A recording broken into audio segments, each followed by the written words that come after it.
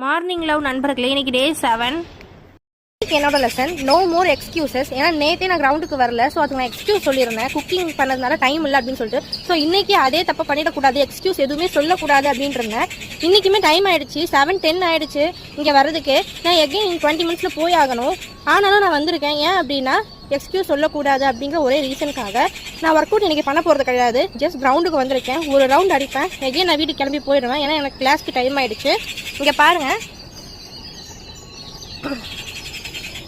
So இந்த ஒரு round அடித்தாலே 1 kilometre, இதை கம்ப்ளீட் பண்ணாலே போதும், நம்மளுக்கு பாடிக்கு நல்ல ஒர்க் அவுட் கிடைக்கும். ஸோ இதை நான் இன்றைக்கி கம்ப்ளீட் பண்ண போகிறேன். நீங்களும் இதே மாதிரி கிரவுண்டுக்கு போகணும், ஒர்க் அவுட் பண்ணணும், ரன்னிங் போகணும் அப்படின்லாம் கிடையாது. ஏன்னா எல்லாருக்குமே ஒரே மாதிரி சுச்சுவேஷன் இருக்காது. நீங்கள் உங்களுக்கு முடிஞ்ச அளவுக்கு வீட்டிலே வந்து ஸ்ட்ரெச் பண்ணுங்கள், இல்லைனா ஏதாவது வார்ம் அப் அந்த மாதிரி பண்ணுங்கள். பாடிக்கு லைட்டாக ஒர்க் அவுட் கொடுக்கணும்.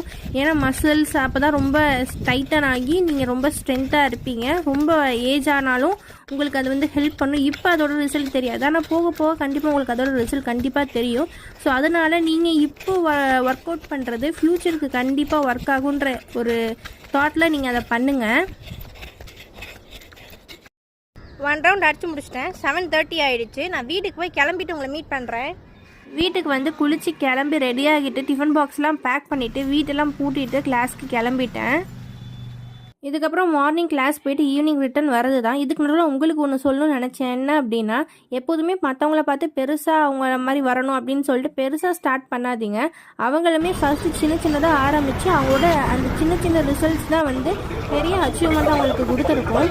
எக்ஸாம்பிள் பார்த்தீங்க அப்படின்னா, சின்ன சின்ன செங்கக்கல் தான் பெரிய பெரிய பில்டிங்க்கு ரீசனாக இருக்குது. அதே மாதிரி குட்டி குட்டியாக ஸ்டார்ட் பண்ணுங்கள், அதை என்ஜாய் பண்ணுங்கள். அந்த ஜேர்னி வந்து உங்களை கண்டிப்பாக ஒரு பெரிய சக்ஸஸ்க்கு கொண்டு போகும்.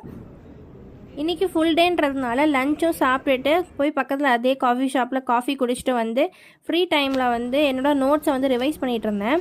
ரிட்டன் வரப்போ பார்த்திங்க அப்படின்னா சோளம் இருந்தது. நான் சோளத்தை பார்த்து விடவே மாட்டேன், ஸோ அது ஒன்று வாங்கிட்டேன். வரப்போ பேம்ப்ளெட் கொடுத்தாங்க, அதுவுமே பார்த்துட்டு இருந்தேன். முடிச்சுட்டு நான் வீட்டுக்கு கிளம்பிட்டேன். இன்றைக்கி டேவும் நல்லா போச்சு. ஈவினிங் செஷன் வந்து வேறு, நான் படிக்க ஸ்டார்ட் பண்ணணும். ஸோ நாளைக்கு பார்க்குறேன். பாய்.